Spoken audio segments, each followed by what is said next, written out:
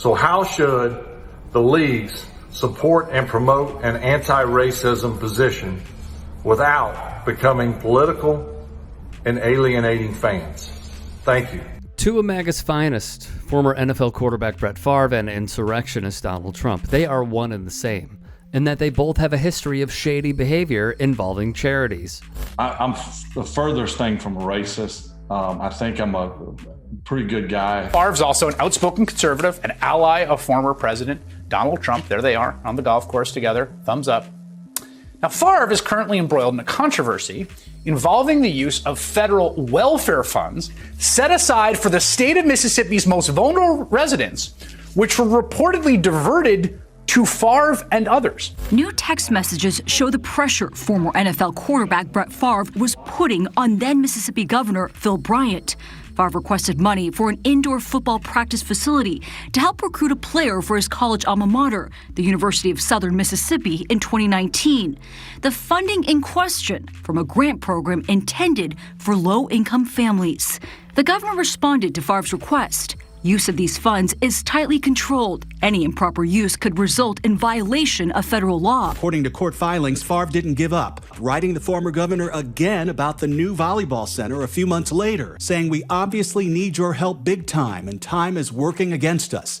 The former governor responded, "But we have to follow the law. I am too old for federal prison." These new court documents filed by Bryant's attorneys allege Favre and former nonprofit director Nancy New, who has already pleaded guilty to fraud in the $77 million scheme, were requesting funds from the Mississippi Department of Human Services to build the facility. Brett Favre asked the head of a nonprofit handling welfare funds, quote, "If you were to pay me, is there any way that the media could find out where it came from and how much?" State investigators allege that a group of some of Mississippi's most influential people spent more than $77 million that should have gone to poor families on pet projects like this volleyball arena at the university where the Hall of Famer played college football and where his daughter played volleyball. We've seen a ton of welfare money that's intended for the poorest folks here in the state of Mississippi flowing to people who just simply did not need it. Now that you're caught up, more news broke on the Brett Favre front,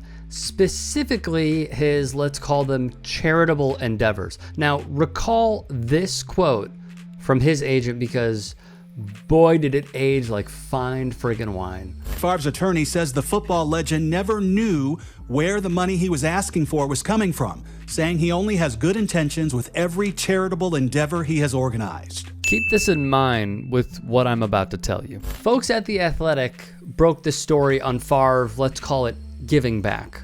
The charitable organization Favre for Hope has a mission statement on its website that reads, "Founded by Brett and Deanna Favre, the foundation supports charities that provide support to underserved and disabled children and breast cancer patients." It also states that Favre for Hope was founded to provide financial assistance to 501c3 agencies that provide services to underserved and disabled children in Mississippi and Wisconsin. In the same years Favre was soliciting money to build the volleyball facility, his charitable foundation, which received public donations, significantly increased its contributions to USM's athletic fundraising arm. Tax records show that Favre for Hope gave the USM Athletic Foundation $60,000 in 2018 when no other charity received more than $10,000. The next year, it gave $46,817,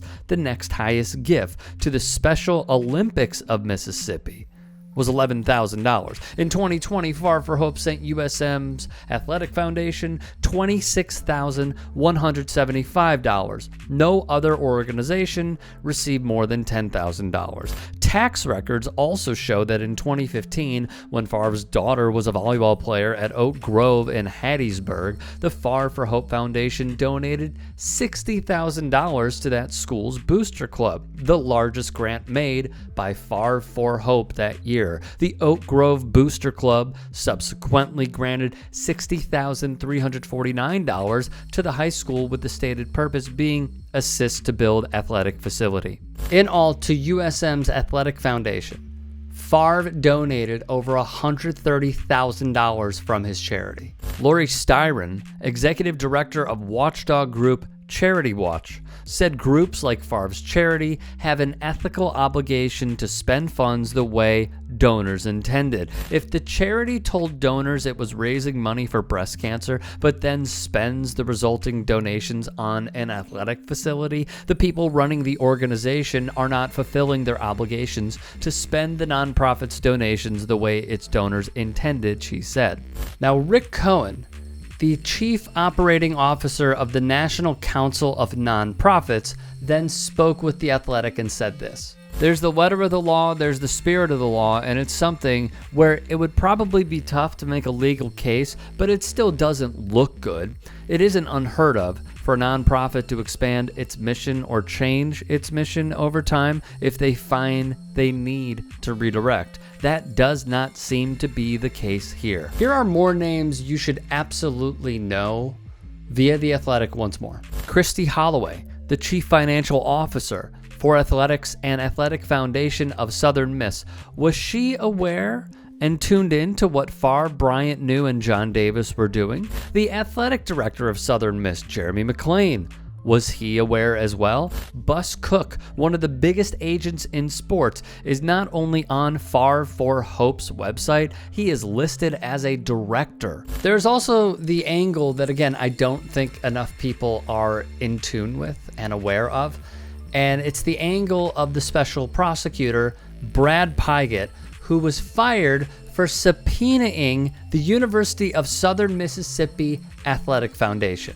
Mississippi Today found current Governor Tate Reeves, who did not deny he called for the firing of Pygott, swam in political donations via the USM Athletic Foundation. The outlet reported the following: Mississippi Today reviewed the governor's campaign contributions and found sizable donations from at least 11 USM Athletic Foundation board members.